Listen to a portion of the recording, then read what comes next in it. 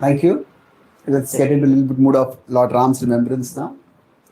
So, broadly, the topic we are discussing today is how misunderstandings occur and how we can try to prevent them. So, talking about the relationship between four brothers. So, today and tomorrow, I'll be talking about the dynamics between Ram, Lakshman, and Bharat, Shatrughan, four of them. So, mostly it's between Ram, Lakshman, and Bharat primarily. So, broadly, I'll talk of four main incidents when this happens. And we'll see how much today, probably take two of them or one of them, depending on how it goes. So, now the four brothers, they are always very united. Ram and Lakshman are very close to each other, Bharat and Shatrughan are close to each other. Either way, they are very close to each other, and all of them are four also united. But life is such that even among people who are very close to each other, there can be terrible problems that come up. You want me to do something with this? That's why you put it behind your touching the other one. Yeah, it's good. Okay.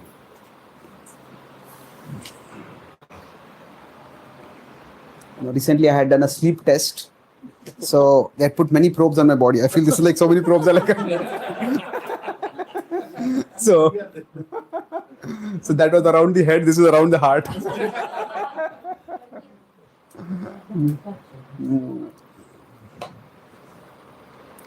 So now life is such that even among the best of people, sometimes misunderstandings can happen. And sometimes how it happens is that, say, if two people are here and misunderstanding can happen because, say, one person speaks something or does something. So there are words or actions that can be misunderstood. And similarly, from the other side, there are words or actions. So which can create a misunderstanding. So that is where, so we could put misunderstanding as some kind of barrier that is created between the two of them. So ideally speaking, we want bridges between people. So the words that we speak, they can build bridges, but they can also build barriers. Sometimes misunderstandings come not because any character has done anything. The person has done anything. Literally, the two people are here, but suddenly a quake occurs in the between them, and the earth breaks apart. So if two people are on a mountain and suddenly a quake happens and there's a valley that falls between the two of them. So then what happens? These two people were on the sea, very close to each other. But now suddenly if a valley has formed, then this person is on one mountain, this person is on another mountain. And then there is a huge distance between the two of them. This is also possible. So at such times, when largely circumstances arise that can very easily cause misunderstandings. So how do we do it? So that's what we'll discuss. I said four incidents we'll discuss. So there is a difference of opinion between Ram and Lakshman. Then there is a difference or a tension between Lakshman and Bharat.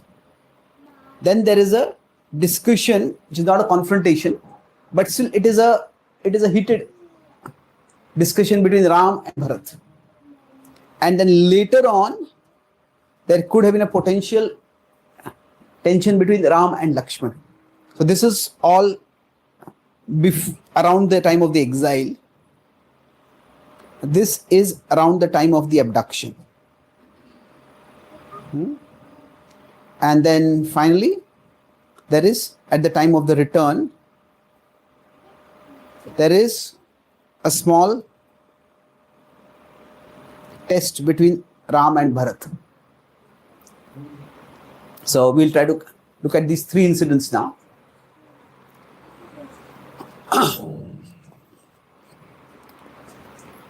So when the news of the exile of Ram starts spreading in Ayodhya, so the mood is of celebration and jubilation because everybody loves Ram.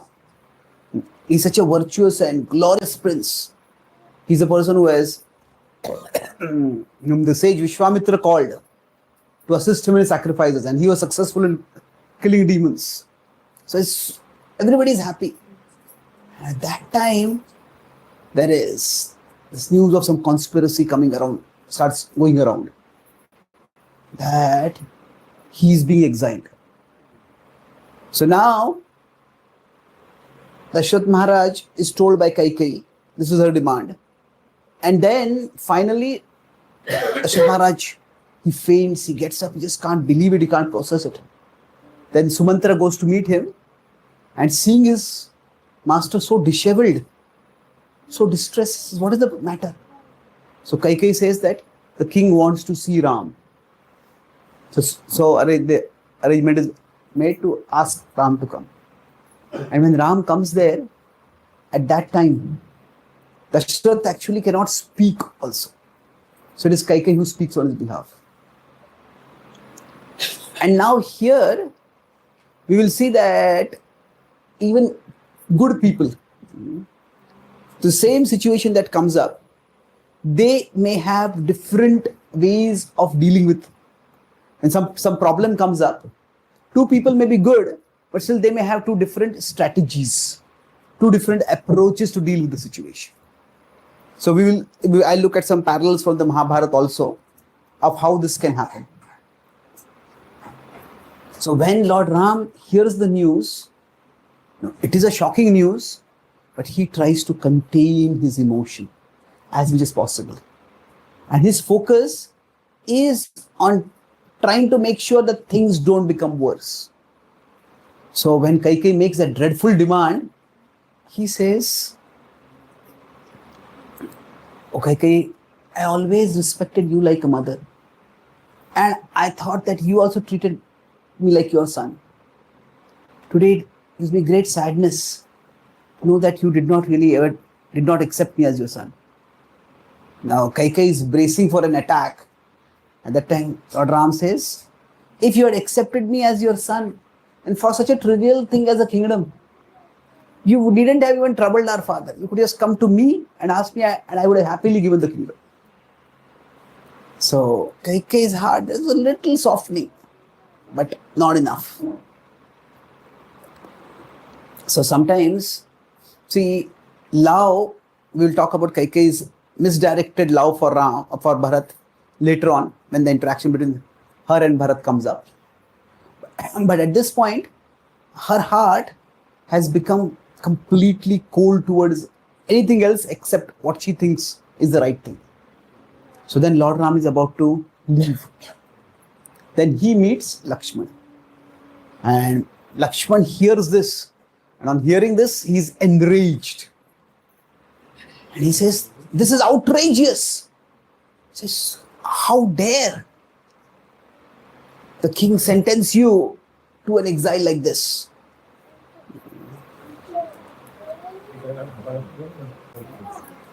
Maybe you can keep this behind only so that each time.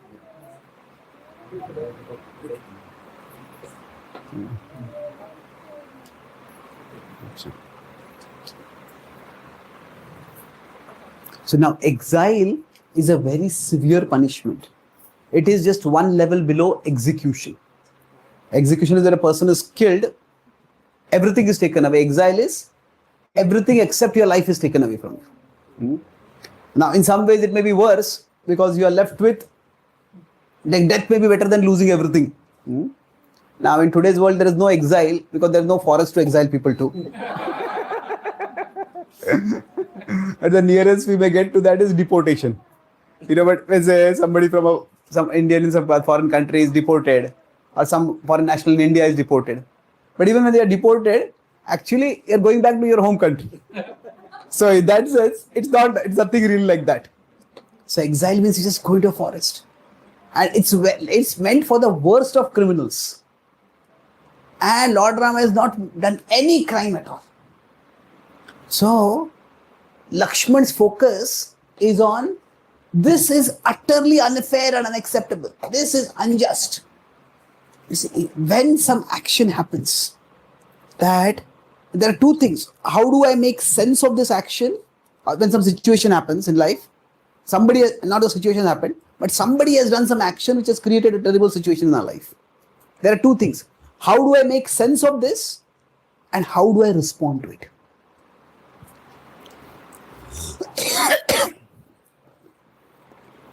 So now the situation is, if we consider, the situation is that Ram is being exiled. So Ram and Lakshman approach it from completely opposite perspective almost. So Lakshman focuses on how this is unfair. And in focusing on that unfair part, his focus is on how could the king do it? According to later commentaries of the Ramayana, that Lakshman is so angry he doesn't even use the word our father. How could the king do something like this? And he says that the king is blinded by lust for his youngest wife. And because of that, he has made such an outrageous decision. And such a king who has lost his sense of intelligence, who has become infatuated, is not worth obeying. So you should rebel against such a king and you will get the kingdom and I will support you. So now, at that time, Lord Ram says, Lakshman, I was there with our father. And I could see how much afflicted he was. There was not the slightest trace of infatuation over there. It was only obligation. So, he said that he had given his word to Kaikeyi to fulfill 2 of her boons. And this is what she asked. So, Lakshman says, why have we never heard of these kind of boons? How is it that they're coming conveniently just when you are supposed to get the kingdom? So Ram says, are you saying that both Kaikeyi and our father are lying about such boons? So now whatever he may say that, that reason is not acceptable. Lakshman not, when you are angry, we need some target for the anger. So his anger shifts to Kaikeyi. He says, you always treated Kaikeyi like your mother. How could she have done this to you? So Lord Ram replies, don't speak ill about Kaikeyi. Her love for me was pure and unceasing, like the flow of the Ganga. Lakshman is not yet done. He says, that is what I can't understand. How did the Ganga dry up in one night? So then Lakshman says, Ram says that's why when I heard such words from her, I understood that this is the will of destiny. Lakshman just finds this even more unacceptable. He says, it is only cowards accept injustice as destiny. Heroes fight against injustice. You should fight against this injustice.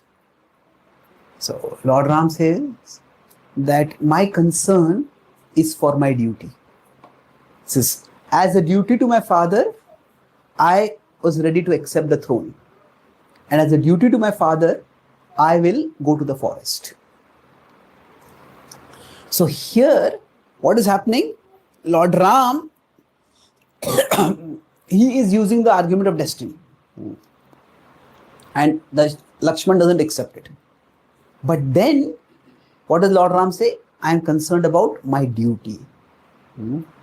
So, in one sense, while the situation is what it is, Lakshman is seeing the situation in terms of the human causes.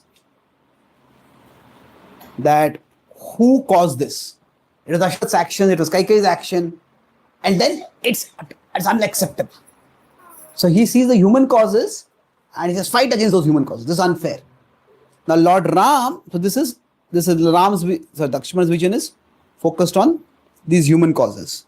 So let's put it this way. Let's see, when any event happens, as I said, different people make sense of the event in different ways. And based on how we make sense of the event, then we decide what we are going to do about it.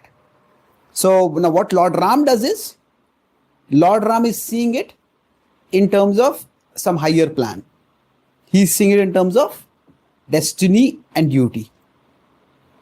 So he's seeing it more in terms of not human causes, but he's seeing it more in terms of principles. Now, who is right in this case? So now eventually Lakshman agrees with Ram. And he's not happy about it, but when Ram goes to the forest, Lakshman also goes with him. So basically we could say here, in this difference of opinion, Lord Ram's will prevails. Now does Lakshman accept the argument? Well, yes, you could say. But does this mean that anything bad happens to us, it is to be accepted as destiny? Now if we consider another event, so here basically what is happening, when an event happens, we try to make sense of why this event happened.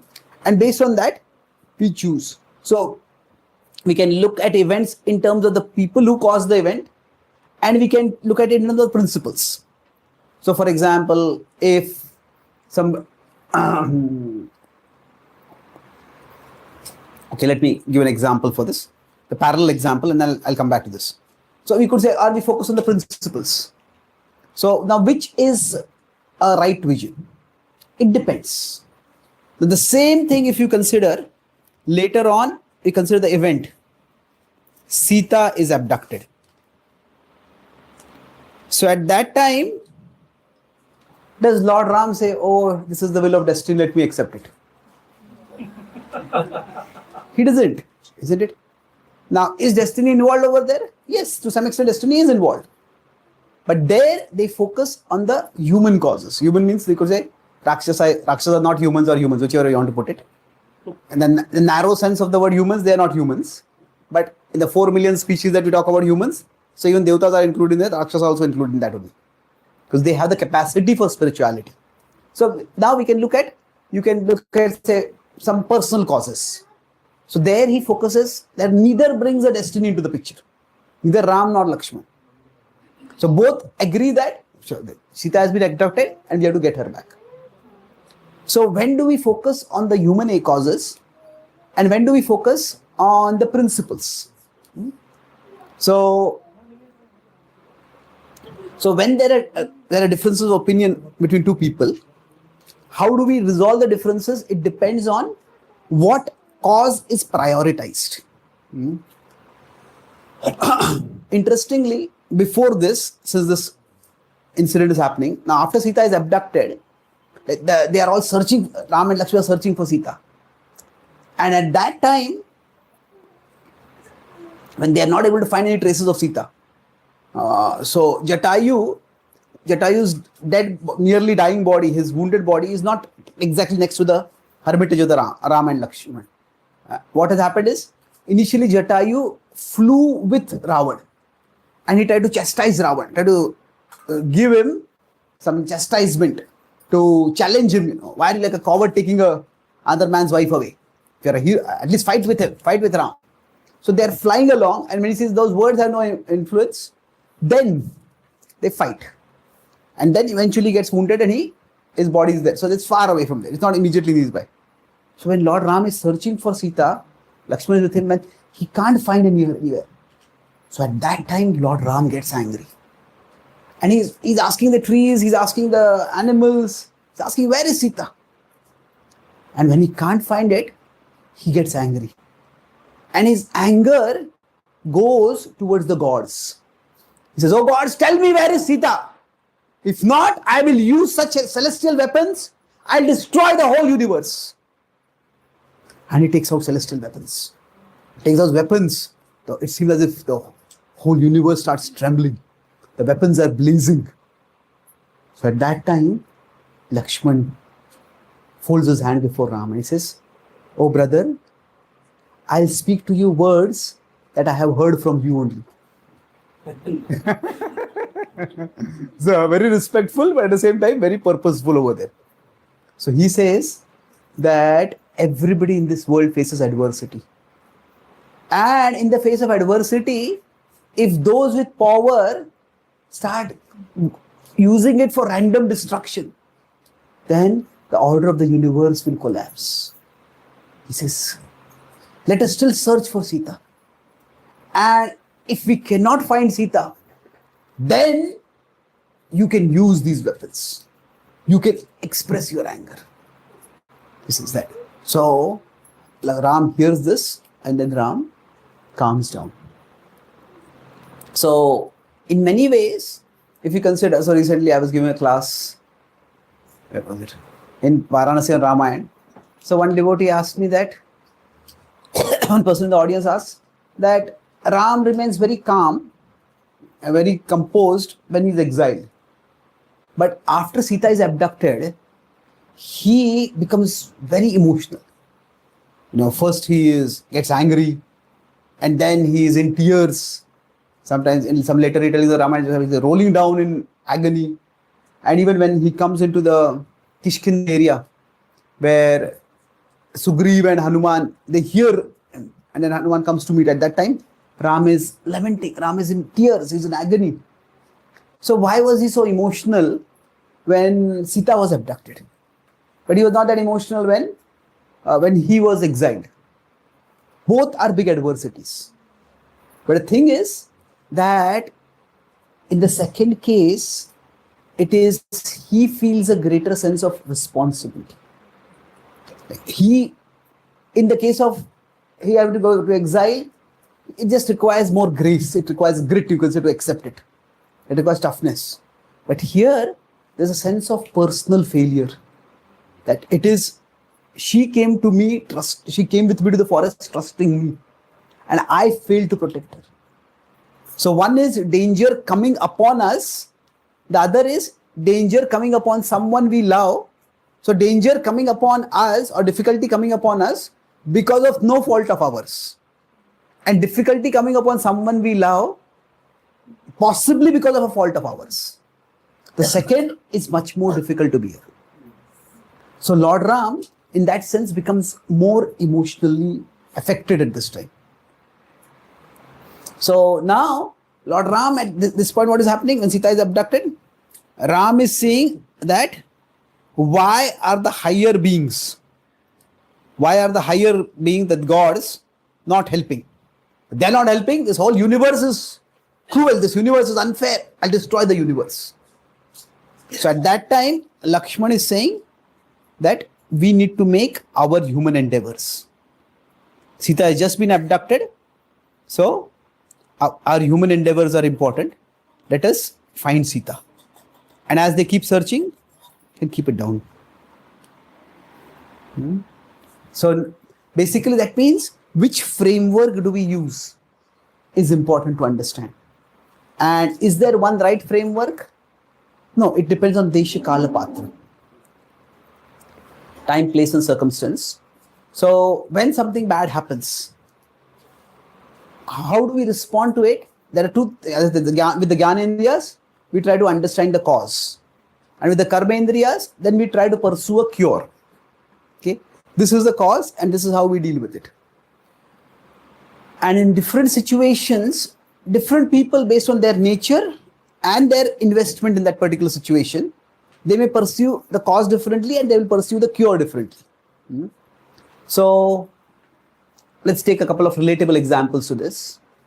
I have told this story many times, but I'll explain a different dimension of it. That many of you know that I need crutches for walking. So when I was 1, my mother took me to a polio clinic, to get the polio vaccine. But unfortunately there, in the clinic, previously the power supply had gone off. So because of the power supply having gone off, the fridge had got heated up. And then the vaccines which were there, they had got contaminated. The germs had increased in them. So neither the attendant nor the physician noticed it. So when I was given the vaccine, instead of it preventing polio, it ended up causing polio. So now after this happened, I have a maternal uncle who is settled in America. He's among the first, first or second batch of Indians into America in the 1970s only, 1987 there. So when he came to know about it, his first reaction was sue the doctor, sue the hospital. Now my father is among the calmest persons I have ever seen in the world. Practically nothing makes him angry. His favorite verse in the Bhagavad-gita is the Sthita Pragya section. So my father said that India, the judicial system is such that if we try to sue, we'll spend our whole life going to courts. And that also is not going to change the physical condition. So let's focus on trying to manage it and deal with it as much as we can. So he didn't sue. Now, there's a devotee in America in Florida. He's my godbrother, disciple Radhanath Maharaj. So when his wife was pregnant, at that time, there was some issues because of she was in the hospital. And during the process of delivery, the doctors, the medical staff, not the doctors, there's some negligence on their part. And in the NICU, when she was there, the baby's head, there's too much pressure while coming out or whatever. And then when the baby was born, she had a variety of problems. She had cerebral palsy and other life-crippling issues. So at that time, he himself is his parents are also Prabhupada disciples. And he's an initial disciple of Radhanath Maharaj. So he wrote to Radhanath Maharaj to ask him, now that this has happened, should I accept this as my karma? Or should I sue the hospital? So Maharaj wrote back and told him that, whatever has happened, you have to accept it. Now it's your responsibility to take care of your daughter. At the same time, if you can get any assistance in taking care of her, then you should seek that assistance. So then he sued the hospital, and because it's a clear case of medical negligence, so the hospital settled out of court.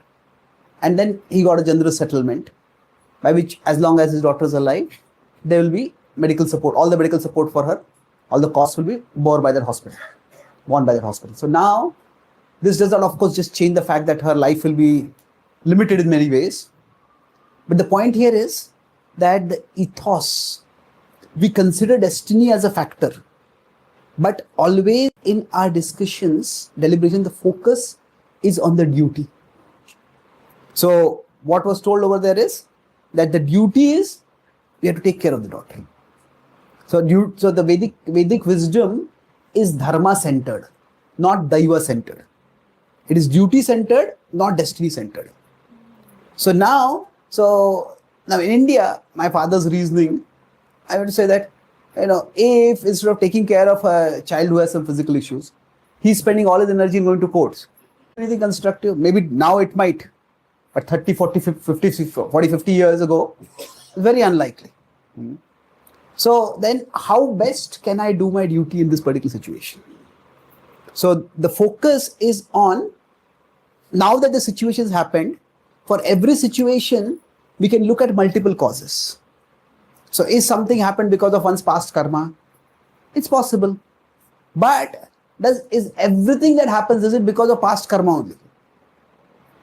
No, there is past karma and there is present karma also. Isn't it? So if somebody takes a dozen ice creams on a cold night and the next morning they have a terrible throat. In the previous night they were saying ice cream, ice cream, ice cream. Now next morning they're saying ice cream. They feel like screaming now. So now, is their sore throat, the terrible throat that they're having now, is it because of past karma? Yes, it's past karma, but not past life's karma, past night's karma. Isn't it? So, in general, when we look at a situation, there can be, so when say, if I am here, and say suddenly, some terrible situation comes in my life. So now when this terrible situation is coming in my life, it could have multiple causes. It could have my own action. That could be some cause. So I made a mistake. So if I was driving on the road, I drove on the wrong side of the road and some other vehicle hit me. So it could be I could be the cause. Now there could be a drunk driver and that person came and hit me. So there could be something partly my cause, there could be somebody else's as a cause. Now we can go backward and we can say there is something from previous life, we have our destiny, and from that destiny also something might contribute. Now, exactly in a situation, which is the primary cause? That is it my karma? Is it is my present action? Is it somebody's present action? Is it our own past karma? So there could be multiple causes for the same event. And in one sense, we cannot know for sure what exactly is the cause. But we can focus on which cause is actionable for us. Or rather, not just actionable in the sense that I can do something about it, but acting on which cause will help make the things better. So Lord Ram's focus when he's exiled is that we don't want this to cause our family to break apart. So if Ram decides to take up weapons, then already there is some tension in the family that will escalate much more. So in general, so if we consider, let's put it this way now, the cause, what is the cause of a particular event?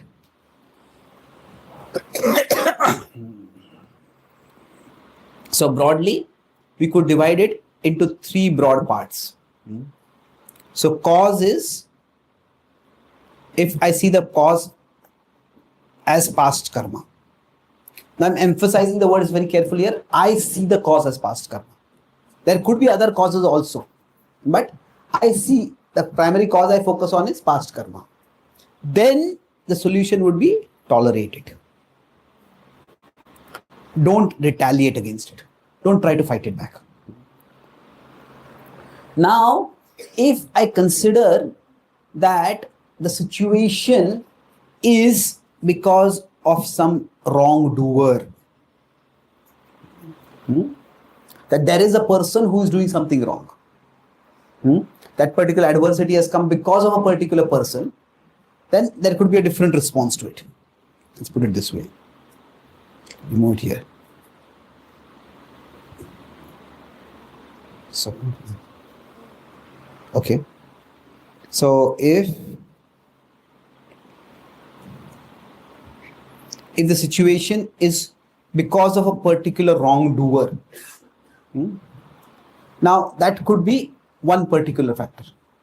Now it could be that situation, it is just the nature of the place. Nature of the place means this is how things are, and neither can I tolerate it, but I cannot change it also. So broadly, that means what is happening is that if a problem has come into, this person is the cause of the problem, or the situation is such that this problem is going to be there in the situation only, or that it's by past karma. So basically we could, now if we see that it is because of some wrongdoer, then we can try to mitigate. Mitigate means we fight against the situation. We fight against it to fix the situation. Now, if we see it is because of the nature of the place itself, then we may decide that I want to emigrate from it. So, now, are these three distinct causes? They could be related. You could say past karma can also lead to that person coming in my life. Past karma can also lead to my being in a particular place. But the focus is that which is the cause that is actionable for me. So if we go back to the Mahabharata now, now we can look at incidents in the Ramayana also, but Mahabharata becomes much more vivid. See, initially when Bhima tried to attack, or Bhima was attacked by Duryodhan, by poisoned rather. So Bhima wanted to hit back at him and teach him a lesson. Yudhishthira said, let's stay quiet. Let's not escalate this matter. Let's try to be gentle. Let's let Bhima see that we are not a threat to him. Maybe he will cool down. So he chose to tolerate.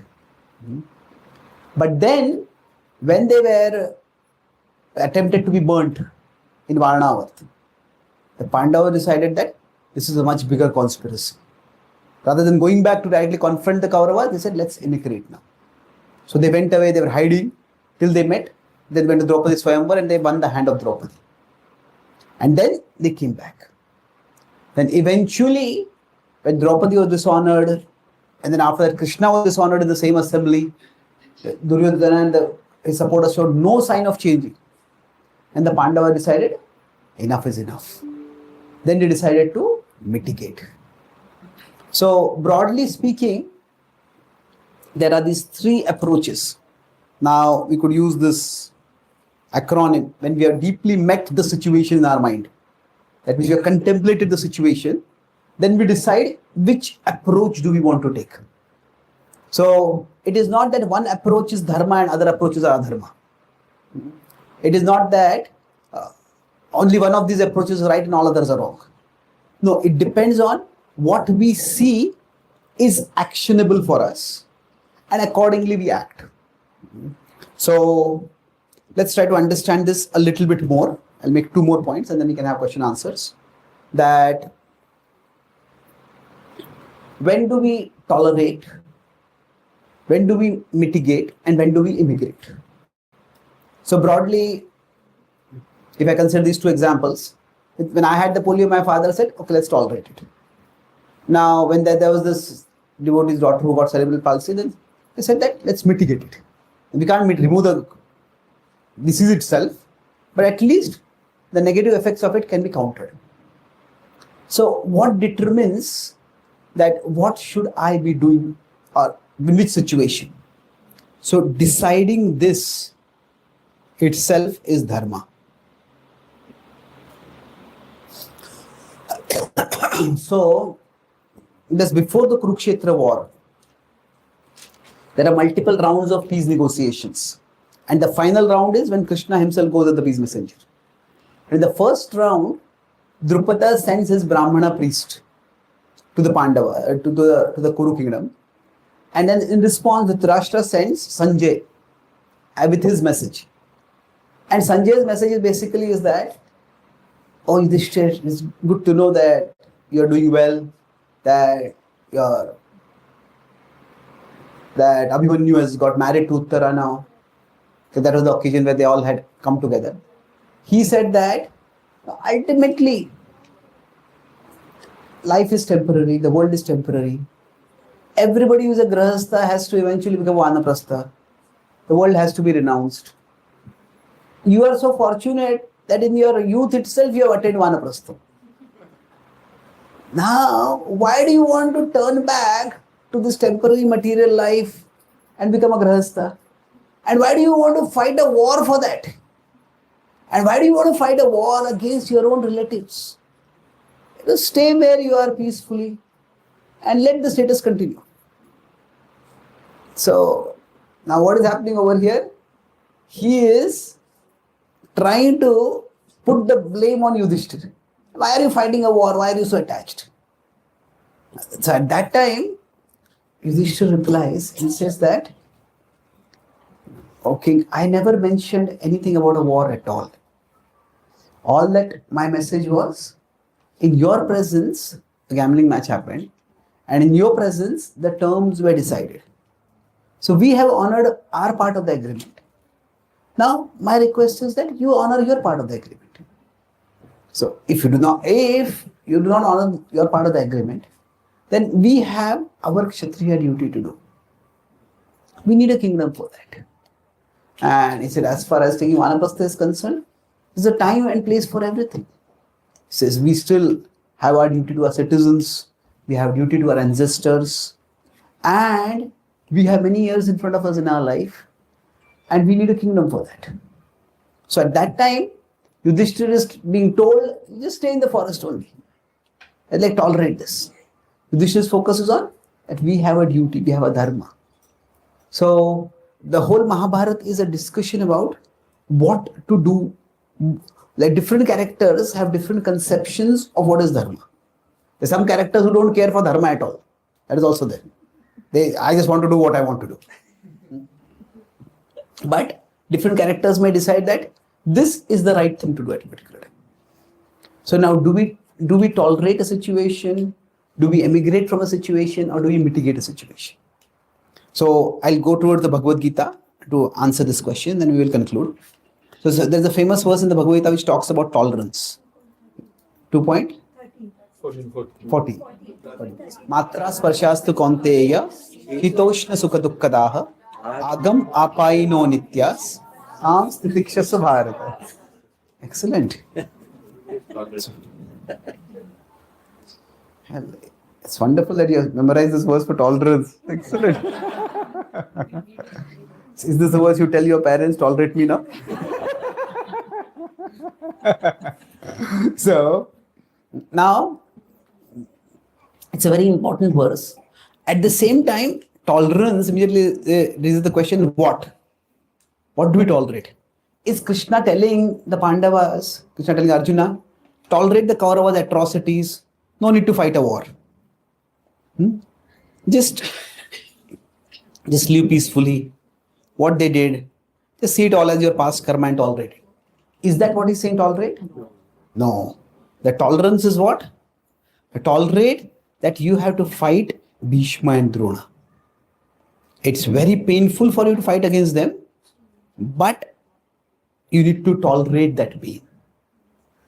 So when we talk about tolerance, what to tolerate is very important to recognize. And how do we know that? For that, we go to the previous verse. What is the previous verse? Dehinosmin yatha dehe kaumaram yauvanam jara tatha dehantara prapti dhiras tatra namuhyati. Excellent. So he's telling that actually the body is temporary, the soul is eternal. And why is he telling this in this context? There are that from 25 to 30, that those verses, that 4 times Krishna talks about na shochati, that there's no need to lament. The point he's talking about is Bhishma and Drona are not their physical selves. They are spiritual beings, they're souls. And when the soul gives up a body, it gets a new body. It says we give up old clothes and we get new clothes. So his point is that here Krishna is giving him intelligence. Now, intelligence, what does it mean? It can mean many things. But one way is to understand what are the big things in our life and what are the small things in our life. I think I'll just keep it here. So what are the big things and what are the small things? So Krishna is telling Arjuna over here, the small thing is that actually you have to fight and attack their bodies. The big thing is that they are souls and they can get elevated, they can get liberated. Later on, he'll explain the big thing is that you have to establish dharma. And for that, the small thing is you have to fight against your relatives. In this context, what is the big thing and what is the small thing? That is important to understand. Now, the next verse after 2.14 is 2.15, which tells us what should be the fruit of tolerance. Is tolerance like a lifelong sentence, keep tolerating, keep tolerating? But what is the result of tolerance? That is transcendence. What happens by tolerance? Let's recite this verse. Yam hi na vyathayante te purusham purusharshabha samadukha sukham dhiram somrutatvaya kalpate. So Krishna is telling over here, yamhi navyathyantiti, one who doesn't get disturbed by what? Sukham, samadukha sukham dhiram, one who stays sober. Now this word dhiram has just come 2 verses earlier in dhiras tatra namuhyati. So clearly he's referring to the same stream of thought and making the same point over, or referring to the same person. That person who is dhira over here, what will happen to that dhira? That person, if he stays equal amidst happiness and distress, so amrutatvaya kalpate. Amrutatva means immortality, eternity, transcendence. Like we have in Chaitanya Mahaprabhu's teachings a verse about tolerance. What is that? Trunadapi sunichena karorapi sahishnana manina manadena kirtaniya sadahari. So the point is that it should lead to kirtaniya sadahari. That means through humility and tolerance, we come to a place where we can constantly glorify Krishna. But if somebody is stopping us from doing that itself, and we tolerate that, then the purpose of tolerance is not being served. So what we tolerate, the idea is by tolerating, we come to the level of transcendence. Now, what does transcendence mean? Transcendence means that the big thing that is there, that becomes the biggest thing for us. And we become completely absorbed in that. And the small things become so small as it becomes insignificant for us. That's the meaning of you transcend the situation, for example. That means the situation no longer matters. So one way to understand this tolerance is, let's say, we can go wrong in facing life's difficulties in two ways. One is that we make something which is small very big. And this would be what you can call as intolerance. Every conflict that is there, you make it into a big conflict. And we start, there's some inconvenience in the job, we say that I just want to leave this job. Some school difficulty in school or college, I want to go to some other college. Some difficulty in the relationship, I want to end this relationship. So we make small things big. That is one way we go wrong, that is intolerance. Now the other way we may go wrong is that we may make a big thing small. So if we make a big thing small, that will lead to impotence. Impotence is basically we become powerless, or we make ourselves powerless. So once I was giving a class in Australia, and there's one devotee over there. After my classes, I often ask questions to the audience. What did they like? Now, some people just say everything was nice in the class. Some people say, yeah, it was a good class. Some people give specific points. Some people give also some specific feedback. And this is one of those devotees. He thoughtfully said this point was good, this point was not clear. I was not convinced about this point. So we have good discussions. So he had come for this program, and he came a little late, so he's sitting behind. And my talk happened to be on tolerance. So then, at the end of this class, I asked him, so how did you find the class?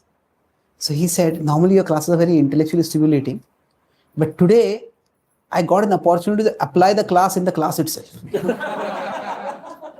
So now I started thinking, what does that mean? You have to tolerate my class? Is that what he means? So he said, no. He saw my face, he thought what I was thinking.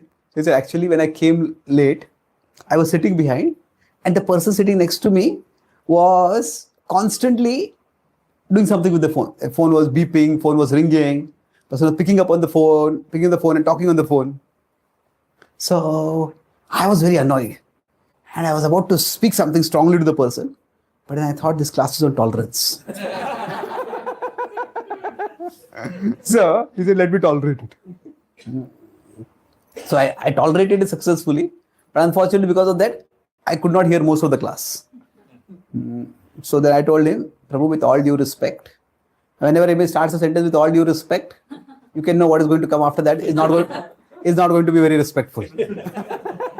So I told him, with all due respect, that is not tolerance, that is impotence. Isn't it? See, if you come for a class, what is the big thing?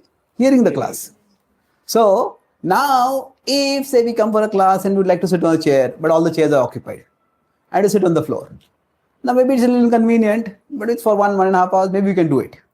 So that is something I can tolerate. But suppose somebody feels so much pain, they say, I'll do the tapasya of sitting and bearing the pain. Well, so sitting on the floor and bearing the pain, if that is the tapasya you wanted to do, you could have done it at home also. Isn't it? The purpose of coming to a class is not to bear the pain of sitting on the ground. So if it's unbearable, if throughout the class, if you're thinking of how much my thigh is paining, my knees are paining, then better get a chair from somewhere. Ask for a chair, even if it's a little disruption, you'll be able to hear the class. I know some devotees who have back pain and something like that. One devotee, he comes for programs with a folding chair of his own kind. He has a folding chair and he brings that chair and it has a particular curvature for the back and he sits on the chair. Sometimes you have to do that. So the point is, tolerance is not an end in itself. Tolerance is the means to an end. So when we have tolerance, what happens? Through tolerance, we are able to keep small things smaller, so that we can keep big things big. Now, in some ways, while these two are distinct things, but both are related. The more we keep small things small, the more we can keep big things big. Conversely, the more we keep big things big, the more we can keep small things small. So that's why tolerance cannot be divorced from intelligence. So without having an intelligence to understand what is a big thing and what is a small thing. So for Lord Ram, the big thing when he was exiled is, I want to keep the family harmony as much as possible. That's why he did not badmouth Sita. He did not let Lakshman badmouth Sita. He told the citizens also when he was departing that, see that this is a time of great difficulty for the king. That's what he told Kaushalya also. That this is the time when your husband needs you the most. That the queen who was dearest to him, she has made a demand from him that has broken him now. The time he will need your support the most. So rather than letting her see Dashrath as a victimizer and herself and Ram as a victim, that he is in need right now. So what happened? At that time, the primary focus was on, the big thing was, okay, how to keep the family together. And then therefore, the fact that he had to be exiled, that became the small thing. And because it became the small thing, let's tolerate it. So when I talk about here, tolerate and emigrate. So Lord Ram went to the forest. We can say that's emigrating, going out of the situation. But the focus was on, okay, I don't want to fight this situation. But in the case when Sita was abducted, that the big thing is, Sita has been abducted. That is my duty to protect her. And therefore, there's no question of tolerating. The focus was on mitigating. So that's why when some difficulty comes in our life, unless we are clear what is the big thing in my life, if we are not clear what is the big thing, then every small thing will become a big thing. Isn't it? What is that saying? Those who don't have anything to fight for will fight for anything. It's not that they won't fight. Those who don't have something really important, this is what my life is about. This is what is worth fighting for. Those who don't have anything to fight for, they will fight for anything. There's nothing big in their life, then every small thing becomes big at them. So the focus, that's why, is on dharma. So for Lord Ram, dharma was important. And in the case of the first case, dharma was protecting the family unity. The second case, it was protecting or regaining Sita.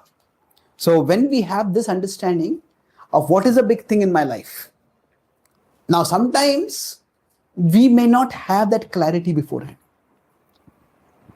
So when a difficult situation comes in our life, that's the time we decide, okay, what really matters for me?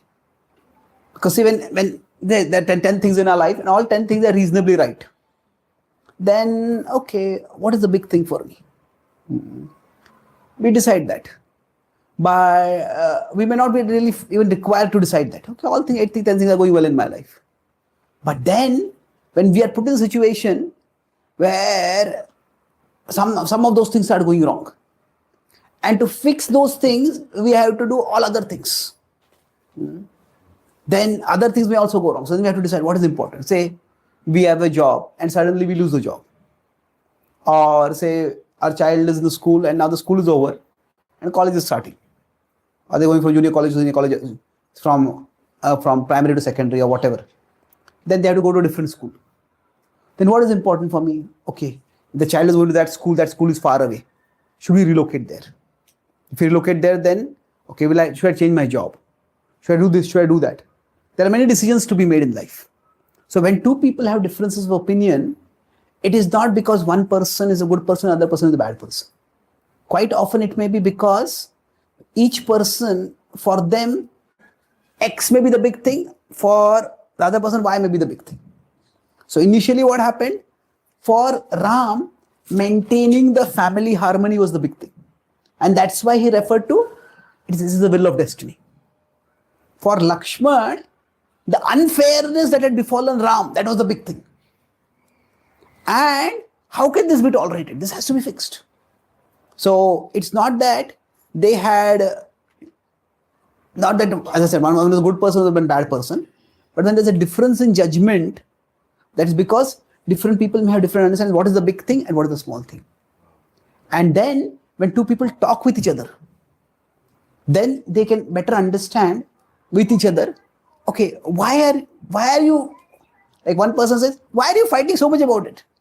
And another is, why are you not fighting about this? Isn't it? So then if they says, hey, don't be so aggressive. The other person, don't be so passive. So what is happening is, from judgment about situation, we are going to a value judgment about the person. You are aggressive and you are passive. But instead of that, if we try to communicate with each other, okay, when you don't want to fight about this, what is the reason? And then if you feel so strongly about it, you want to fight about this, what is the reason?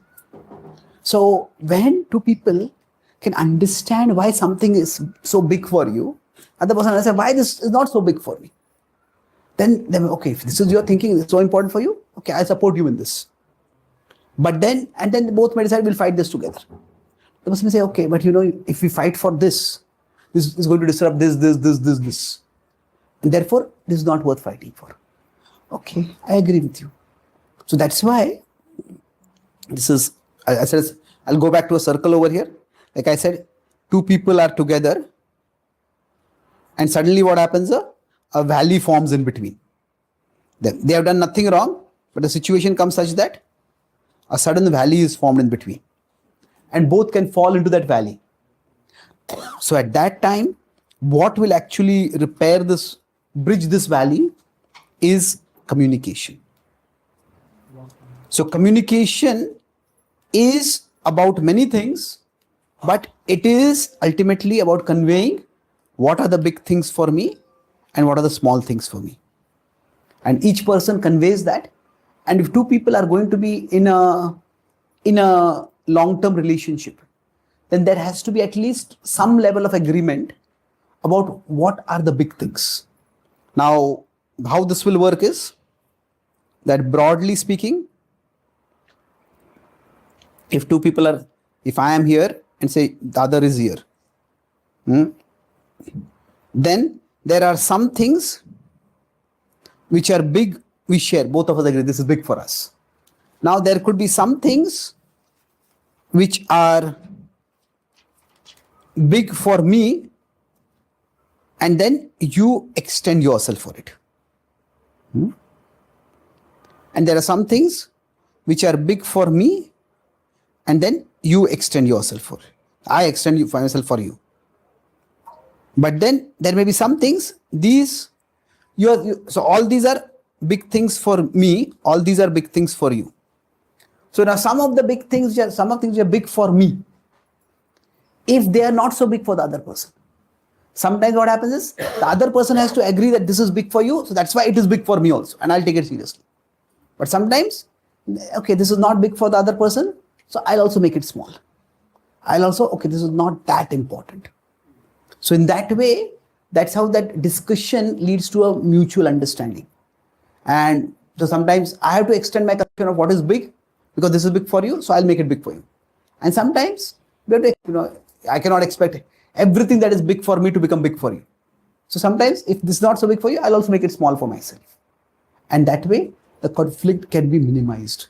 So when Lord Ram focuses on maintaining the family unity, Lakshman agrees to that. When Lakshman focuses on maintaining the cosmic order, that you don't use destructive weapons like this, Ram agrees to that. So in that way, through mutual communication, conflicts, potentially volatile situations can be resolved more amicably, or at least we can act in such ways that those situations don't become worse. And we play our part in making them better. So we discussed among the four brothers, today we discussed mainly about Ram and Lakshman. And we discussed mainly 3 points. We started by discussing two main incidents during the course of life. One is the exile, and the other was the abduction. So now within exile, we can say Ram chose to be passive.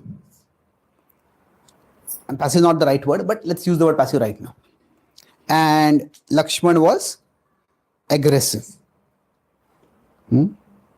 But in here what happened was, it is Ram who became a bit aggressive. And was Ram passive? I won't say use the word passive, I will use the word pacific. Pacific is basically what? One who tries to pacify. So to manage the situation. So there's almost like a role reversal over there. So Lord Ram, what for here it was because a wrong had been done to him and he could accept it. But when here Lord Ram felt that I have done something wrong. So it was wrong done by me, and that's why he felt greater emotion, greater guilt or anger or sense of personal responsibility. So he became more emotional. So for Lakshman, it was the same situation. See, the way Ram felt when Sita had been abducted, that somebody close to me is suffering and I can't do anything about it. So for Lakshman, it was something similar. Someone close to me, Ram is suffering. A terrible thing has happened. How can I just be passive? So now, how do we decide what to do in such situations? So we discussed in the first part that how any situation that is there, we can put it in a particular causal box or we can put it in another causal box. So two people, so depending on what I see is the cause of the situation, the cause is seen with the Jnanendriyas and then the cure is pursued with the Karmendriyas. Now the other person may see something else as the cause.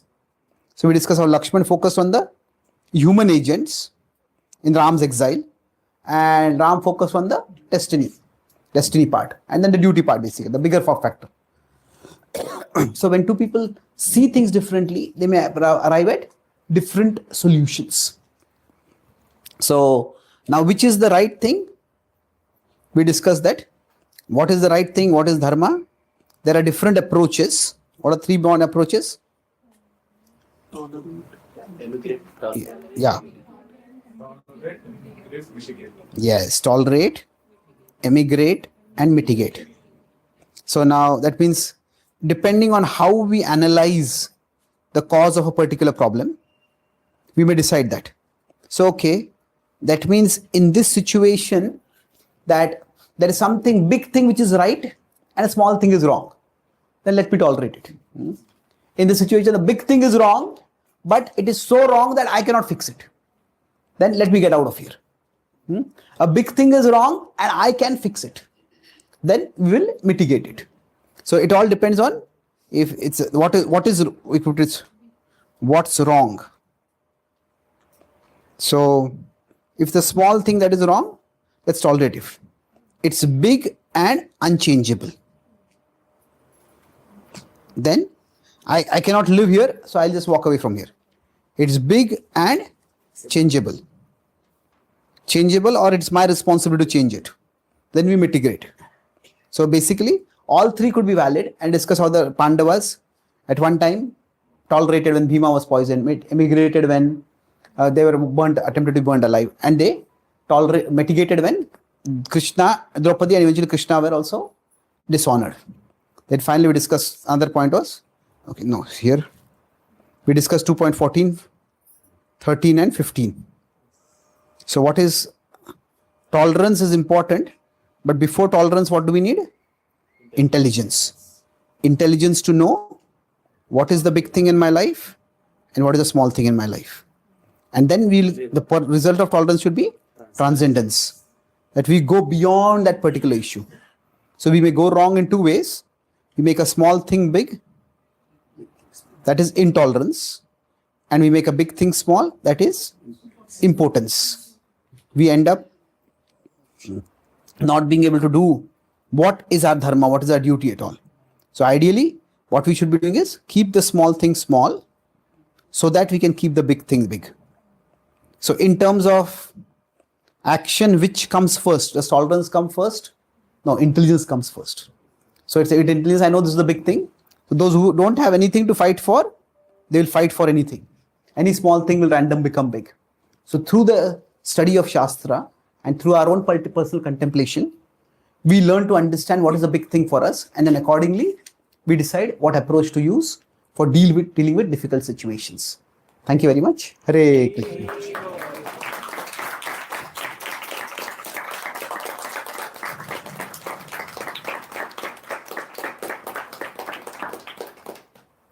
Any questions or comments? We brought the word Dharma and Bhishma Dev in the lecture. So it was where the I can repeat the question to you. You can tell the question. Only the yes, at the end of Mahabharata, Prabhuji, when Bhishma Dev asked Krishna, what was my mistake? I did everything, sacrificed all my life. And then Krishna answers him in a way that the dharma you understood itself was wrong, right? You did all the selfless things thinking about your family, right? To please your father, but you didn't think about the Loka Kalyan. So that indecision was actually adharma, what you thought was dharma. But in this case of Ramachandra, it's also looks similar, right? He did for the father, for family honor, like you said. But it looks at some point like he didn't think about the praja or Loka Kalyana, looks like. So how is it not adharma in this case? Okay.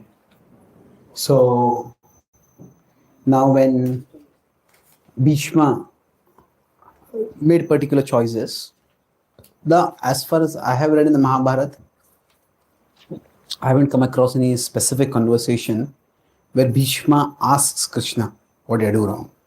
That is there in some cinematic or retellings, whether it's movie or TV series. But what we have in the Bhagavatam is Krishna treats Bhishma with great respect. Now, and that's how he has him give the final instructions to Yudhishthir. And he is there. Sakshat Krishno Darshan Magata. Krishna comes for his final moments. But as far as Bhishma's decision is concerned, what happens, dharma is very difficult to determine. And all of us, we, in trying to understand what to do, for each one of us, there are certain conceptions we settle on as important. So, for example, somebody may decide that speaking truth is the most important thing. That's my honor, that's my integrity. Somebody else may say that honoring my word is the most important thing. Somebody else may say that taking care of my family is the most important thing. Somebody else may say that protecting life is the most important thing. Now, each of these has value, has validity. But what happens, it's like if I am here, there is a particular thing that gives me shelter. Now, we can talk about physical shelter. It can be our home, but it's also like making sense of life. Like a sense shelter in terms of finding how to make life meaningful. So for some people, the most important thing may be that, okay, I'm an Indian, I have to serve my country. For the country's sake, I may be able to lay down my life also. So now each of these is the framework through which we make shelter, we make sense of life. And each framework that helps us to make sense of life is good. Because without any framework, life would be unbearable. Because see, in life, distress is going to come to everyone. What makes distress bearable is if somehow we feel this distress is meaningful. That now as students may not like to study. As adults, we may not like our jobs. But now, why do we do that? Because this is the way I'm taking care of my family. So there is some problem, but there is something which gives, some worldview, which makes it meaningful for us. And then that worldview which makes it meaningful gives us also the strength to bear life's problems.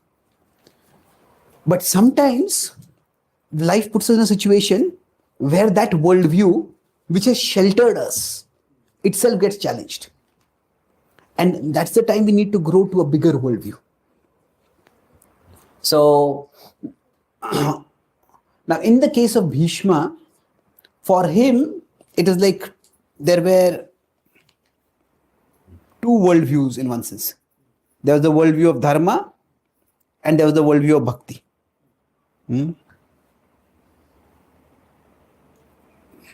So now what happens in life? Dharma and bhakti. Bhakti is that I am devoted to the Lord. I want to serve my Lord. And the Lord is the most important thing for me. That is bhakti. Now, in general, with respect to bhakti itself, there will not be much disagreement. That nobody is going to say Krishna is not God, somebody else is God. And is not among devotees of Krishna. But then, even when we agree that Krishna is God, how to serve Krishna in this world? What is the right thing to do in a particular situation? That is dharma. Now, dharma is both a moral principle and an operational principle. Operational principle means what? That the world works according to particular laws. And to function in the world, there's a right way to act.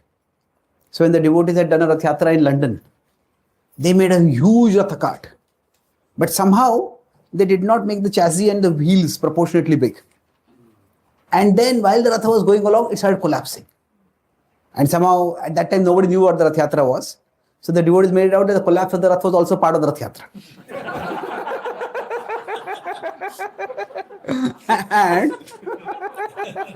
they managed to salvage the whole thing. But the problem was, so it was a debacle. So they wrote to Prabhupada. Prabhupada, was Lord Jagannath angry with us? Did the Rath collapse because of our poor devotion? And Prabhupada wrote back, no, the Rath collapsed because of your poor engineering. So, the idea is, so there is a way of functioning in the world. So, dharma is also an operational principle. What is the right thing to do in a particular situation? There's a moral dimension to it, there's an operational dimension to it. So now, if you come for a class, if you want to hear the class and say the sound system is such that if you're set very far away, you can't hear it, then the dharma would become closer, or ask that volume be raised. Now, of course, if you don't want to hear the class, then that's a different dharma could be there at that time. You said last time that some devotees came from so far and they tolerated not hearing you. Yeah.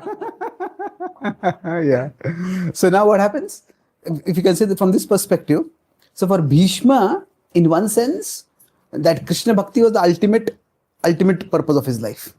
But in facing the complexity of life, he made his word, the word that I had given, that I will always protect the Kuru king, the ruler of the Kuru dynasty, that he made the supreme operating principle for him. And sometimes we may make one thing as the supreme thing, but that may be important, but it may not be the most important thing. So that's where things go wrong. Now, Dhritarashtra also talks about dharma. And what happens is that Shakuni knows that he doesn't have to persuade Duryodhana about dharma. Duryodhana doesn't bother about dharma at all. What will give me power, that's the right thing. But then Dhritarashtra needs to be persuaded. So Shakuni has his own Brahmana friend, his Kanika, and he gets his Kanika, and that person persuades that actually, ultimately, Kshatriyas cannot do any good to society if they do not have power. And therefore, holding on to power, gaining power and retaining power is the most important thing for Kshatriyas. Only after you do that, then you can do all other things. So to some extent, that's like a bit of, in the West, in Europe, there was a political philosopher called Machiavelli. It's a bit Machiavellian like that. So the thing is, there's a lot of deliberation on dharma, but there's misunderstanding about dharma because something which is not the most important thing is made the most important thing. So Bhishma's mistake was that, in that sense. Okay, thank you. Any other quick questions? Good. You can say I have 3 questions.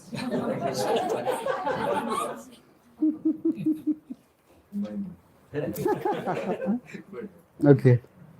Baji, I couldn't really understand what you meant by mitigate when you were talking about, like when there are problems, how to solve them and what are the causes of them. So then I couldn't really understand when it's the wrongdoer, somebody else's, then how do you mitigate?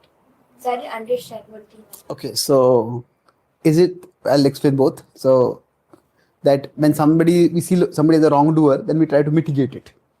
So what does mitigate mean? So mitigate means to fight against the problem, to fix the problem.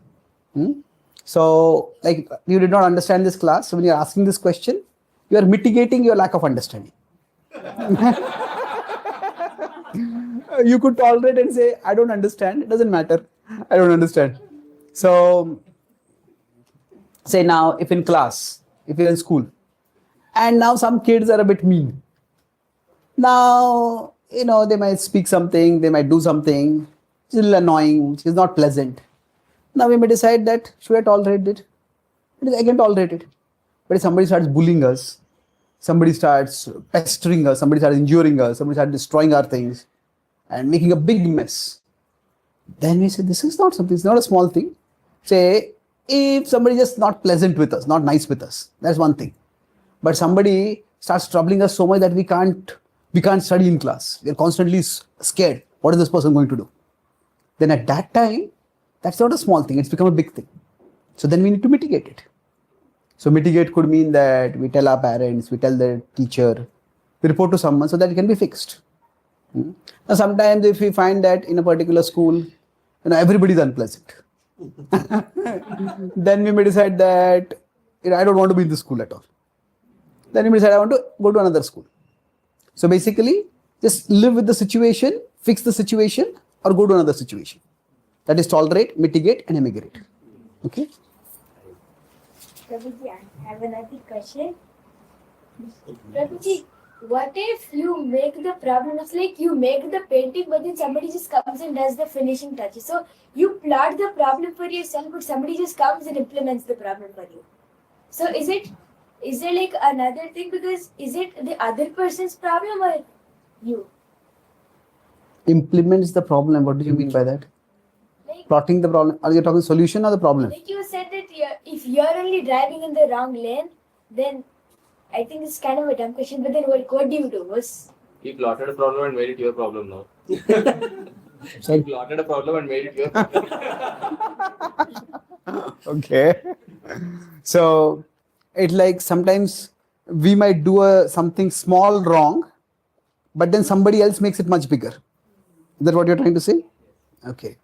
So yes. So this happens that sometimes we might speak one thing which is a bit unpleasant, a little wrong, maybe a little offensive. But there is this Chinese whisper or whatever. In America they don't like the word Chinese whisper because they say it's racist against China. So it is just this game of whispers, you can say, where the idea that so we speak something, but if somebody else is bigger and bigger and bigger, and hey, this person said like this, this person said like this, this person said like this, and that whole becomes like we did something terrible. A small wrong thing we spoke. Sometimes that happens. The small thing becomes very big. Somebody else may intentionally do it like that also. So what do we do at that time? Now we take responsibility for our part. This is what I did, and I'm sorry about it. But then all this that has come after that, that is exaggeration. That is made too big. It is distortion. It is false. So generally, we can make mistakes in two ways. One is that not acknowledge our part at all and just blame everything on the other person. And the other is take responsibility for what the other person also done. Take blame for that also. No, this is the part I played and I'll try to fix it. Take all the blame or take none? Yeah, we avoid both of those. That's like pendulum, two extremes. Okay, good question. And one last question. When you were telling with the connection between Ram and Lakshman, that when Ram was not, Ram was pacified not. So in the second, when Sita was abducted, didn't Lakshman feel agitated and angry? Because even Lakshman had a strong relationship. So didn't even he feel like, why did this happen? Yeah, actually, he was also disturbed. Was Lakshman not disturbed? He was also disturbed. But it is Ram who felt a greater sense of responsibility. It was Ram's wife. And Lakshman had come there to serve both of them. So he wanted to serve both. But at that time, Sita was not there. So he could serve Ram at that time. The way he saw, but I will do the services to pacify Ram at this time. Because if Lakshman would have thought that I was the person who put the rekha, I should have stayed to protect Sita because I was given a responsibility, blah, blah, blah, blah. So, Yeah, didn't he feel the same responsibility? I see. He would have definitely felt also, because he walked away from there because of what Sita spoke and everything. But the point is that there are different degrees of emotional investment in something. Like say, if somebody is a surgeon and their child has to be done surgery, then generally that person may not have that much level of objectivity. But if it's your nephew, your niece, then still you are close, it's family, but it's not exactly the same. So for Ram, it was Sita, that was a very close relationship. For Lakshman also it was an important relationship, but Lakshman had that little bit more distance from that trauma than what Ram had. Okay? so Lakshman was also disturbed, but not at the level of Ram. Yes, exactly. Thoughtful question, yes. This Pranil, we are in his house, by the way. Oh, okay. Anil Prabhu and Shalu Matu is. Yeah. Where is my? Somewhere there. Next year. Yeah, their daughter Lakshi and Pranil. All four of them, they attend every Saturday morning class in my own Trichy. And Prabhu, believe it or not, sometimes I can't believe it. That he sits, right, first person in the class, just like the way he sits, 2.5 hours, 3 hours he sits. And he asks this kind of questions, He'll be a best preacher in this locality in 2036.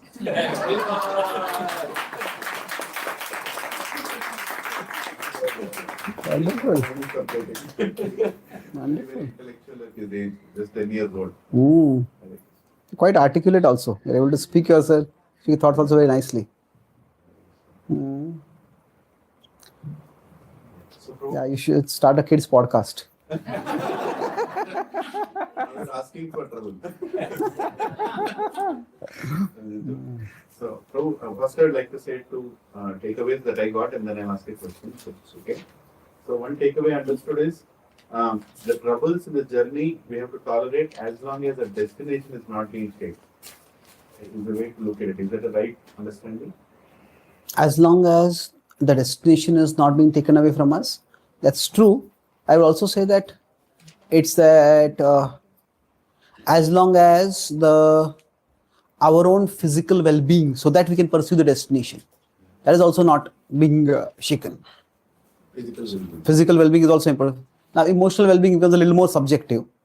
But say if somebody is in a job and their boss is troubling them a lot, the colleagues are troubling them a lot, and now should that person think it's my own past karma, so I tolerate it? Well, maybe, but if the trouble over there is making that person suicidal, then that's become a big thing. See, sometimes this philosophy of past karma can get overemphasized.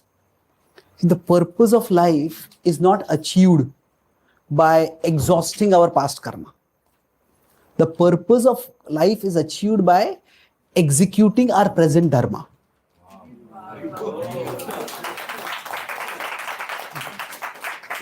So, This in itself is another class, bro. so I'll give you an example of the purpose of life is not achieved by exhausting our past karma. It is achieved by executing our present dharma. Say, for example, if somebody is chanting and they have some severe pain in the body, and they say, if I take some pain medication, it's my own past karma. So if I'm trying to run away from the past karma, so they have that pain and they decide, I'll endure the pain. But while they're chanting, their consciousness is completely on the pain and tolerating the pain, and they're not able to focus on Krishna. So tolerating the pain alone is not going to make them Krishna conscious. They have to actually remember Krishna and develop love for Krishna. So it is by chanting, it is by doing service, it is by remembering. So now executing our dharma can be a dharma in our family situation, professional situation. Ultimately, it is a dharma to Krishna. So exhausting our past karma is important, but that's not the primary purpose of life. The primary purpose of life is pursued through executing our dharma. Now, this is very vividly illustrated in the incident of Vasudev, Devaki and Kamsa. So Vasudev tells Kamsa, when Vasudev is trying to stop Kamsa from killing Devaki, Vasudev says to Kamsa that ultimately death is destined. So if it is destined that you are going to die, then what will you achieve by doing a sinful activity, like killing your own sister? And destiny is inevitable. Now, Vasudev could have turned that logic around and said that if destiny is inevitable and if Devaki is destined to die, then what am I doing trying to stop Kamsa? Isn't it? Why does he not turn that logic around like that? Because the point is that for him, protecting his wife is his dharma. And the destiny should never become an excuse for not doing one's dharma. But for him, for Kamsa, killing his sister is adharma. And if somebody starts thinking by doing the adharma, I'll prevent from something from happening, then it's better to remember destiny. That's why the point is not just to exhaust our past karma, it's to execute our present dharma. Yeah, go ahead. So actually, in this point, Prabhupada triggered another question in between, so I'll just ask that.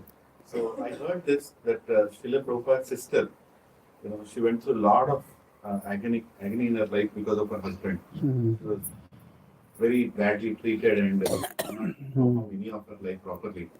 At the same time, I don't know if it's Srila Prabhupada telling or somebody else telling that she still achieved her, I don't know, goal of life or whatever, but she has achieved her bhakti by tolerating and still being in the relationship. Please, you don't have to answer a quote on, because I don't remember where I heard it exactly. But when you, Prabhupada sexual reasons? Yeah. So, when somebody is really being badly treated in a relationship, and that bad treatment is affecting her or his Krishna conscious journey, then is it worthwhile to be in that relationship? I'm talking about extreme time, not like not allowing somebody to chant or not allowing anybody any practice, not allowing somebody to go to satsang, things like that. So how do you understand the tolerance principle there? Yeah, so it's if in a relationship there is a person getting so suppressed that they're not able to do even the basic devotional activities also, and not beyond that they're being mistreated. So should they be in that relationship? I'd say three things over here. First is that sometimes there are phases in life where sometimes another person is going through a very difficult phase, or sometimes things happen that, that situation feels unbearable at that time. But the thing is that in life, I try to use this acronym like SEA. There are situations in our life, then there are emotions that are triggered by those situations. Situations are external, emotions are internal, and then those lead to actions. So now the thing is, situations are often reversible. Emotions are also reversible. Situation means that I'm in a very difficult situation today and I feel terrible, I feel it's unbearable. But tomorrow I may feel it's not such a bad situation. But the thing is, once actions are taken, actions may well be irreversible. Especially in terms of somebody decides to end a relationship, or somebody decides to end their life, or like a rapid rupture in something. So in general, tolerance, one aspect of it is patience. That will this, like Krishna talks about tolerance in terms of agam apaino anityas. This is temporary. So situation can be temporary. Situation will come, it will go. The emotions come, they go. But because of reversible situations, reversible emotions, let me not take any irreversible actions. So that is the broad principle. First, I would say. Now the second is that now when the situations are reversible, but they reverse, but they keep repeating. That means it's one time something bad happens and things come back to normal. But the other is that bad keeps happening again and again and again, intermittently. So then it becomes a slightly more difficult situation, because then it's not just that the bad is temporary, but that bad phase, when is it going to come? You don't know that. And that creates fear and insecurity throughout. Like somebody is alcohol issues. Normally they drink, but they don't drink too much. But sometimes they drink so much and they just become violent. Even if it happened once, it can happen again. It's happened repeatedly, but not every day. It happens once in a few months. Still, it's caused a lot of stress and anxiety. So now, when does a particular situation become unbearable? There is a certain level of subjectivity in that. Like somebody outside may say, tolerate is not a big thing. But that person may feel it's a big thing. So there is a subjectivity in that which cannot be denied. So ultimately, whether this is a bearable situation or it is an unbearable situation, that person only has to decide. They should also, of course, take inputs from others. But others cannot force them. And this is bear it. So when something like this is coming, I think that if it's repeatedly happening and the person is feeling unbearably suffocated, then where the person is just not able to function normally, and that person themselves is getting feeling tormented, traumatized, they're feeling super depressed or super irritable, then if it's going towards a point where the person is, there is self-destruction, which is in one moment when people end their life, but the self-destruction, when there's constant negativity in life, negativity in emotions, person feels crushed. Now, some people can tolerate without becoming filled with negativity and resentment. And some people cannot. Now, why does that happen? I won't make it a moral virtue that this person moral is stronger than the other person. It's just that different people get strength from different things. So somebody, for him, their sense that, that I have a family, I want to be a part of the family, and I want this to be important. That becomes so big a thing, everything that I need to tolerate for that, it becomes small. So now, where that comes from, it's difficult to say. You could say it comes from culture, it comes from upbringing, it comes from past life, wherever. So when is something becoming unbearable for a person? There's subjectivity in that. And we have to let the person ultimately decide after consulting with others. And the third thing is that this is not something to be, it should be more of a, eventually when it comes up, it should be more of a practical decision than a philosophical decision. In the sense that it's a practical problem. See, one of the most frustrating situations for devotees comes when you come with a practical problem and you are given a philosophical solution. It's like, after a program, there is no prasad. And then you go to the kitchen charge, where's the prasad? He said, actually our philosophy, chant and be happy. Now we will say, yeah, but for hearing the philosophy, I had the preacher of the Vyasasana. I don't need the kitchen charge to tell me that, isn't it? So if somebody is responsible for somebody is taking a practical responsibility. Now, philosophy can guide the decision that they make, the strategy they follow. But giving a philosophical perspective is not a replacement for a practical solution. So when that is done, it becomes it's almost like a misuse of the philosophy. Or if not misuse, more of a self-serving use of the philosophy. So, that's why I said that this life is not just for exhausting past life's karma. This life also is for doing our dharma and growing in life, in our consciousness, in our talents, in our capacity to serve. So that's why it can be more of a practical decision, guided by philosophy, but it should not be a philosophy-centered decision. It should be a practical decision guided by philosophy. Addressing the question? Yeah. So, Pro, I just like to conclude on. Sorry, Pro, for taking more time. So, another takeaway from me, final takeaway, is to understand what is big in my life and what is small in my life. I think that itself is a big homework for me. That sometimes I keep putting the small thing as a bigger thing, and then I completely ruin a relationship or a conversation or a situation. We create the situation by keeping small things as big. So it's very important to understand what is big and small. And I'd like to thank you, Prabhuji, that you come at least 2 times in a year to make us realize what is really big in our life. It's so important because you're pointing at, and all this Shravanam, every time we hear a class, that again and again keeps pointing what is really big in our life, which is what I feel spirituality, makes so much meaning. Because talking about meditation, yoga, or some kind of gymnastic, not talking what is really big in life doesn't give any, any solution to the main problems. Yeah. The solution also is within us. That's what I understood. Is Lord Ram understood what is big for Lakshman, and Lakshman understood what is big for Ram, and then they could easily reconcile. Exactly. So the relationship problem is a very essential thing that you touched upon. I think in itself is a big. I think if you can also explain how do we determine what is big. Of course, this philosophy is already telling what is big. Janma, Mrityu, Jaravadi. Because that's like ultimate. You see that and then you say what is meaning of anything else. But you coming here and reminding us what is big again and again through so many ways.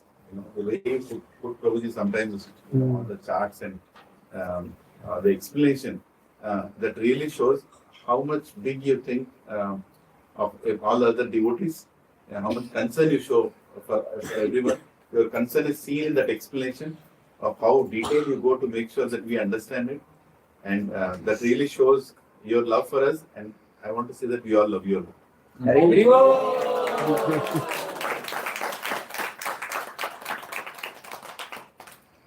Thank you for your kind words. I don't know whether I have concern for others. I have a concern for clarity. So, it's like if I myself don't understand a concept, I lose sleep at night. So for me, like 3 things are like driving principles for my life: curiosity, creativity, and clarity. So those 3 things drive me in my life. So I want to understand. I'm curious about things, and I want to understand. And after I understand, I want to creatively convey them. So now, in some ways, if an audience benefits, you are like incidental beneficiaries.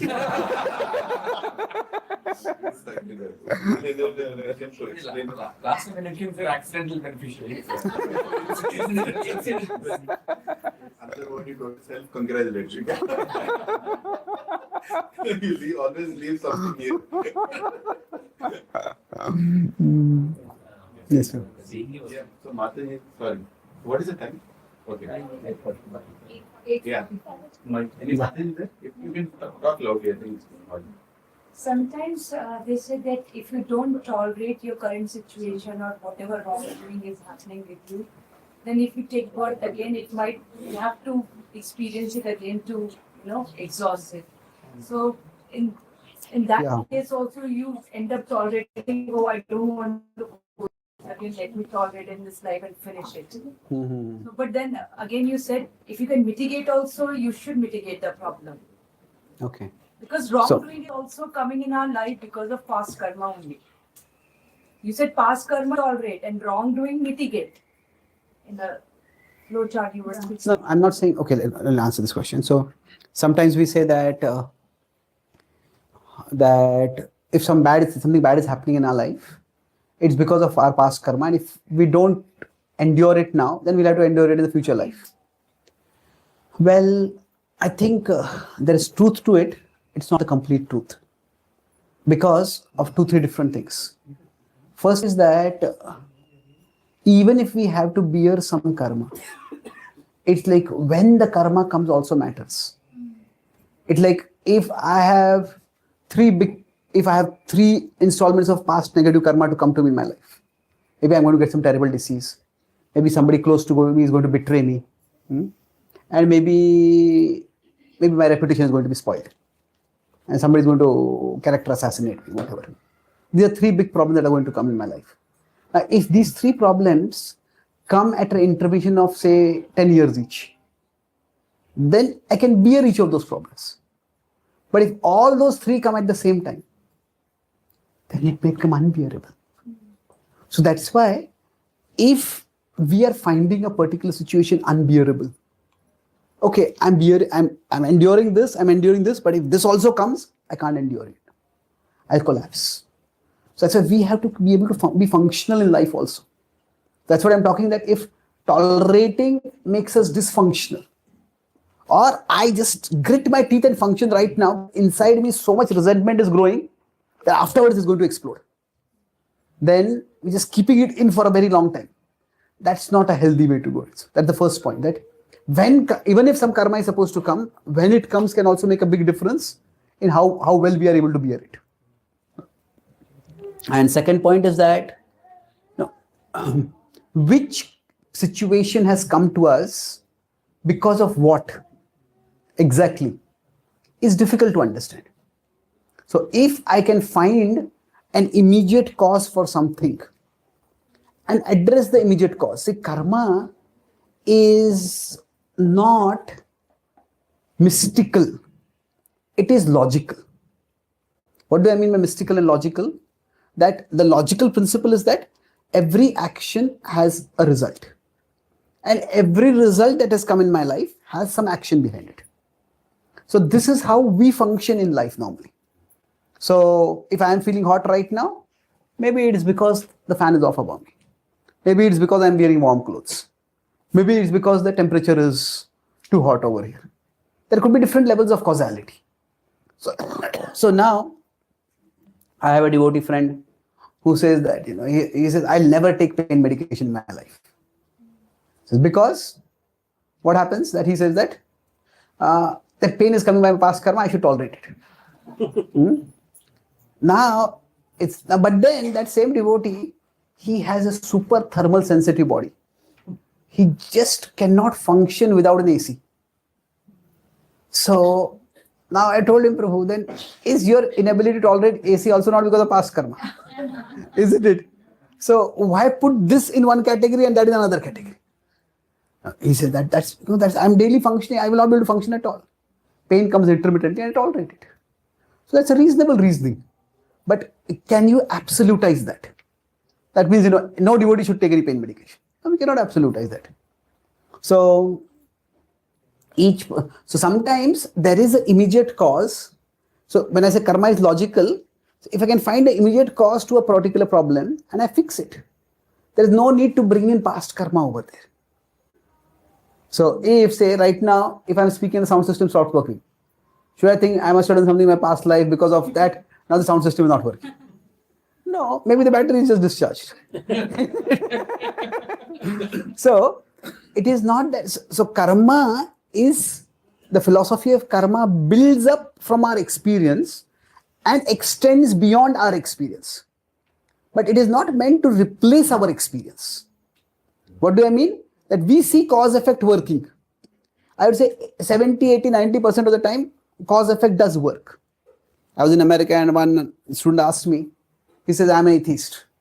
And why do bad things happen to good people? So I asked him, why shouldn't bad things happen to good people? He said, what do you mean? Good things should happen to good people, bad things to bad people. I said, if there is no God, there's no organizing principle, then who said good things should happen to good people and who said bad things should happen to bad people? Isn't it? See, the reason why we ask this question, why do bad things happen to good people, is that we normally see that if I do good, good is done to me. If I am polite with people, people are polite with me. Now, we may say, depending on what kind of culture we live in, that our experience of that may be 20%, maybe 80%. There are exceptions to it. But in our normal experience, we see cause and effect. But sometimes that cause and effect doesn't work. So when that cause and effect doesn't work, that's when we see a bigger framework. So if I am polite with you and you are cold with me, you say, why are you being so cold with me? But it could have been that in the previous visit when I had come, I was cold to you. And that's why now is this an act I'm putting on? Is this really the person has changed? So normally if I am polite, you are polite. It's a normal reciprocation. But if I am polite, you are cold, then there's a bigger picture over there. So karma is like expanding our picture of life. It is not denying our current picture of life. So I hope I'm making clear what I'm saying. So if I can find a fix for a problem right now, then I should find a fix for the problem. And failing to find the fix can also be a dharma. So, how far are you going to extend it? All the problems that come in our life are because of our past karma. So, if we have a newborn baby and the baby is crying, should we say, oh, this baby is crying, baby is in pain, probably the baby did something in the past life because of that she's crying now. So, if I pacify the baby, I'll be interfering with the past life's karma of the baby. That would be ridiculous. That will make us monstrously insensitive, isn't it? Now, sometimes it can happen that despite our best efforts to pacify our child, to comfort our child, to treat our child, still the pain might remain and doctors are also not able to diagnose. That time, when our normal cause effect just doesn't make sense, to gain a sense of acceptance, then we go towards past karma. That's why past karma is logical, it's not mystical. It starts from our experience and it just broadens the frame of reference for us to understand. Okay? Thank you. Should we stop here? She has from left. Okay, then. Okay. Yes, quickly. After coming back from exile, when there were so many rumors that were being spread about Mata Sita's purity, why did Lord Ram choose to tolerate those rumors and ask Sita to emigrate instead of mitigating the situation? Okay. It's a very important question. Can you repeat the question, Ram? I don't want to repeat the question because I don't know whether I want to answer the question.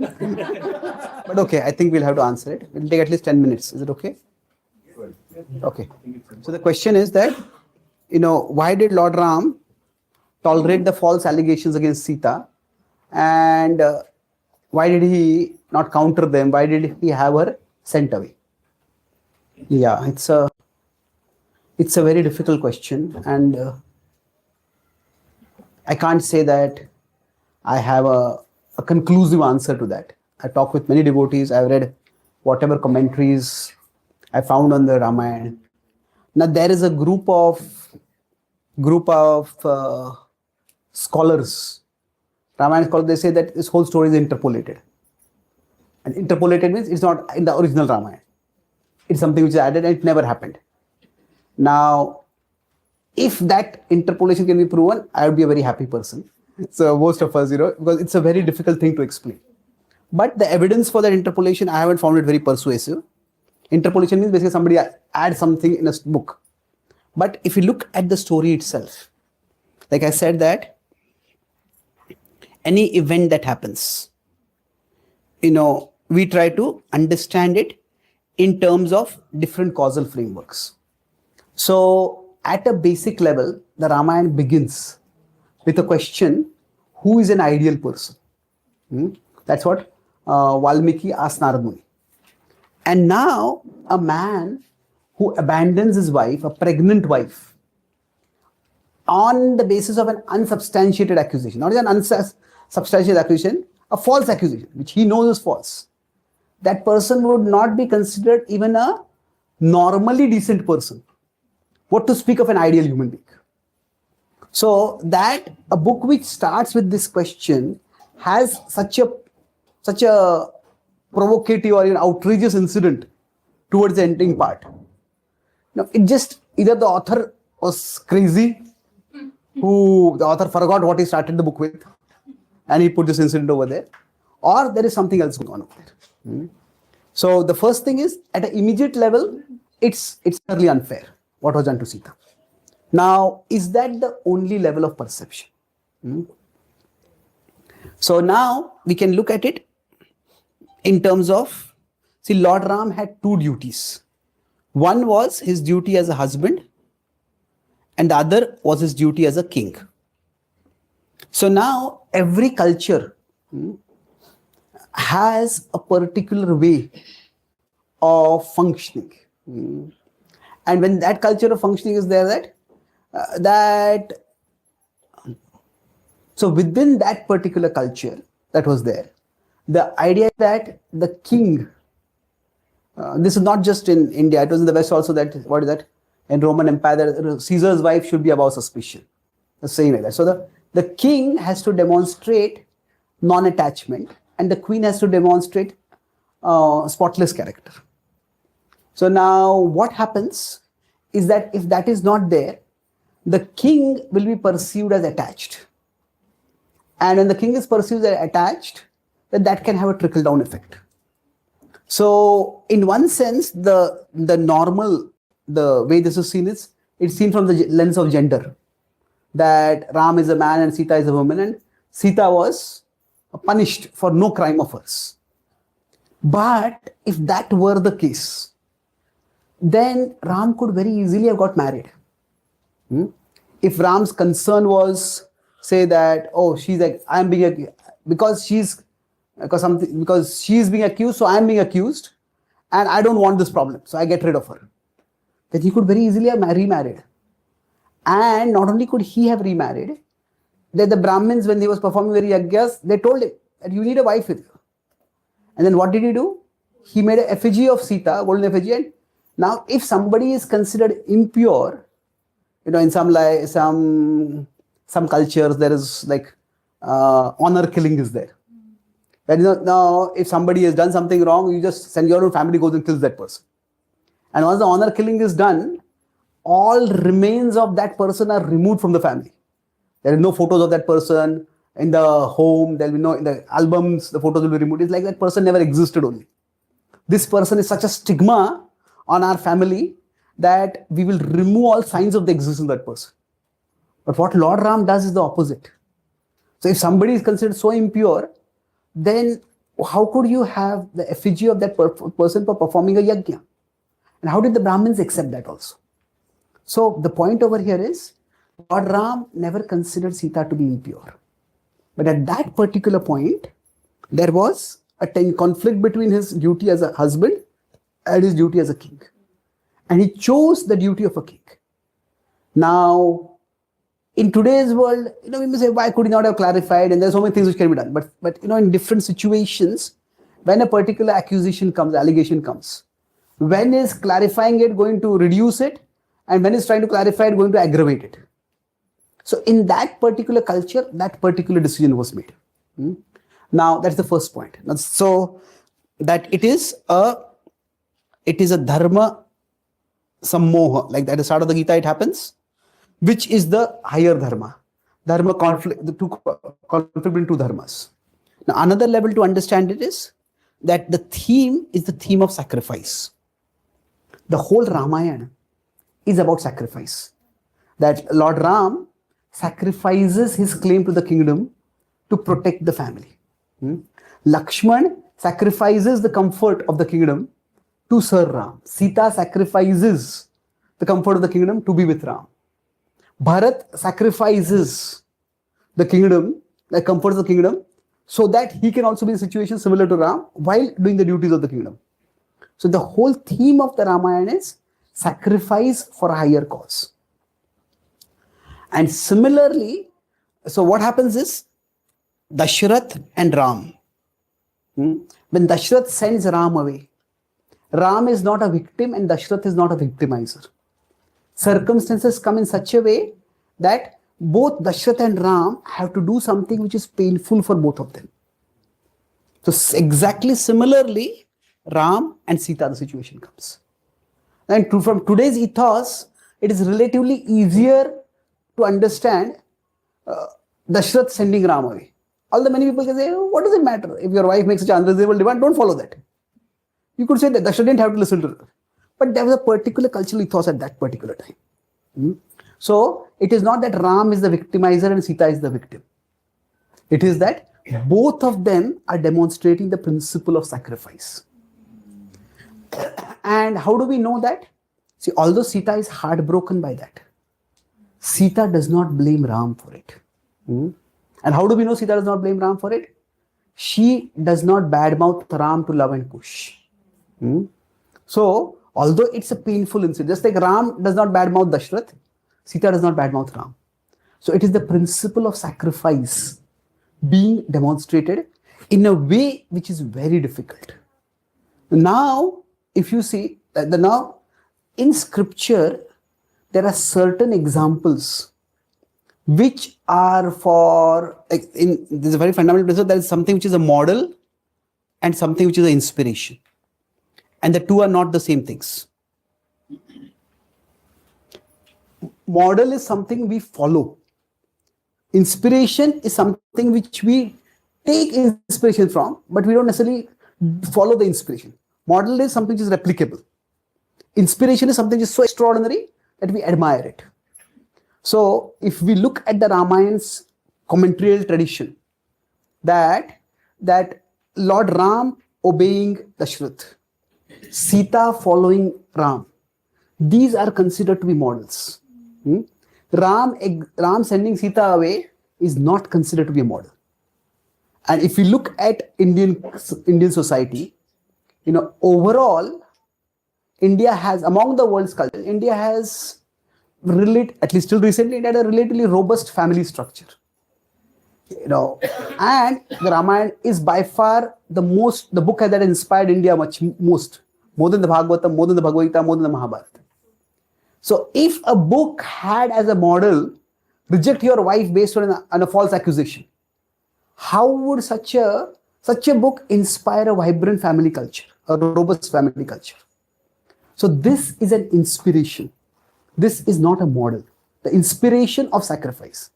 In fact, some Sri Vaishnava Acharyas say that even Lakshman's following Ram is an inspiration. It is not a model. Why? Because Lakshman left Urmila behind. And that's unfair for her. So, but that is an inspiration because this is Ram involved. He's God. So that is not a model. So this is an extraordinary example of sacrifice. Now, beyond that, the third level of understanding is that in the Ramayana itself, it is said that there is a past life story. That there is a sage there is a demon who is basically, I don't remember. Anyone remember the details? I've written my Ramayana book. He took a bone that until Lakshmi and Narayana together, he cannot be killed. Something. No. So I don't remember the names, but in my Ramayana book itself, last chapter is about what I'm speaking. In my Ramayana book, this is the last chapter. So basically, what happens is this demon, he has a boon that he can be killed only at a particular time, and Lord Vishnu is about to kill him. At that time, he goes and takes shelter of a sage's wife, and Vishnu has to stop. Vishnu tells him, "I have to kill him this time only, otherwise he'll destroy the whole devatas, he'll destroy the whole universe." And I think this is Bhrigu Muni's wife, if I'm not mistaken. Kriti, her name is, I think. So she says, "No, he has come in my shelter. I will not let him go." So then Vishnu says, "I have to kill him right now. Please move aside." He says, "No." So then Lord Vishnu has to kill her, and then he kills the demon. And then when Bhrigu Muni comes, not Bhrigu, it's some other sage, he comes, he says, "How dare you kill my wife like this? I curse you that the way I am experiencing separation from my wife, you will have to experience separation from your wife." So then that separation happens in the Ramayana at this particular point. Now that's the third level. Now the fourth level understanding is it's a bit more esoteric, but this is where it's the understanding of, so this is past life curse, you can say. Now the Lord cannot be cursed by anyone, but the Lord sometimes voluntarily accepts curses. And it's the explanation of rasa. Rasa means what? See, normally love is reciprocal. That I do something for you, you do something for me. And if I am doing a lot for you and you are doing nothing for me, then the question comes up, why should I be in this relationship? So the idea is that both in Krishna Leela and in Ram Leela, the highest level of love is shown where the devotee does everything for the Lord and the Lord apparently abandons the devotee. So the gopis, what happens? They give everything to Krishna and Krishna promises, "I'll come back," but Krishna doesn't come back. But the gopis, they don't give up Krishna. They still keep loving Krishna. So that is the summit of love, that you get nothing from the person to whom you give everything and still you keep loving that person. Now, with respect to Krishna, Krishna is still present in the heart and Krishna enriches the heart of the gopis. So that same thing is in Ram Leela, that apparently Lord Ram rejects Sita, but still Sita keeps loving Ram. So the idea is that, my dear Lord, even if you reject me, what is the last line of Shikshashtakam? Ashlishyava padaratam pinashtumam adarshanam marmahatam karotuva. Whether you embrace me or whether you trample me or whether you abandon me, Mat prana nathastu sevana paraha. That you are my Lord. So Sita is demonstrating that see, rejection is very difficult to experience from in any relationship from anyone. But even if there is rejection from the Lord, there will be no rejection of the Lord. So that is the highest summit of love that is demonstrated in this past. Okay. Maybe one small follow-up question. At the first understanding where you talked about dharma, even as a king, isn't he preaching to his citizens that if you don't trust your wife, you should get rid of her? So is he okay? Is Lord Ram teaching that if your wife is accused, therefore you should abandon her? So that's what I said. Now that there are some examples which are for following. मेरी battery है उनकी? Okay. There is a box. You can just give me this one. So okay. So is that an example which would set an example for? Okay, is this audible? Yes. Yes. So when Lord Ram sent Sita away, so that also I don't find the word exile very precise, because when Lord Ram was exiled, he went out of the kingdom into the forest to fend for himself. When Sita was sent away, she was sent to Valmiki's ashram, and Valmiki's ashram was still in Ram's kingdom, and in that sense, she was in Ram's protection, but just not in his home, in his palace. So you can call it exile, but it's not the same as the way that Ram was exiled. Now, having said that, is it something which is seen as a ideal to be followed by everyone? Well, no. Two reasons for that. First is that we don't see the Ramayana is quoted many times. Mahabharata happens after that. There are many other literature which quote the Ramayana, but there are no incidents of that particular. There are no incidents in any other literature. This is the model used to do similar actions. And in scripture itself, there's an understanding that certain actions are extraordinary. Say like, there's good actions or bad actions. Say when Parikshit Maharaj hears in the Bhagavatam that Ajamil chants one name of Narayana and he's saved. So Parikshit Maharaj, after hearing this, then said to Shukdev Goswami, you shut up now. There's no need for me to hear the Bhagavatam for 7 days. When the snake bird comes, that time I'll chant one Narayana. And that will be enough. So in scripture, sometimes both extreme negatives are shown and extreme positives are shown. So those are seen for inspiration. They are never seen as standards. So it has not happened, and it is seen as an extraordinary example of sacrifice, not something that everybody has to follow. Okay. Thank you very much. Shri Ramchandra Bhagwan ki, Shri Prabhupada ki, Jai Gaur Premanandi.